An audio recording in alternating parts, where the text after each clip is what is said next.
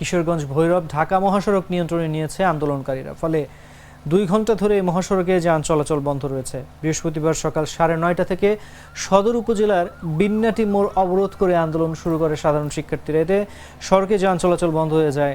স্থানীয়রা জানায়, কোটা সংস্কারের দাবিতেও বিভিন্ন বিশ্ববিদ্যালয়ের শিক্ষার্থীদের উপর হামলার প্রতিবাদে শিক্ষার্থীরা সকাল থেকে সড়কে অবস্থান নিয়ে আন্দোলন শুরু করে। কিশোরগঞ্জ সদর মডেল থানার ভারপ্রাপ্ত কর্মকর্তা মোহাম্মদ গোলাম মোস্তফা জানান, পরিস্থিতি নিয়ন্ত্রণে পুলিশ ঘটনাস্থলে যাচ্ছে।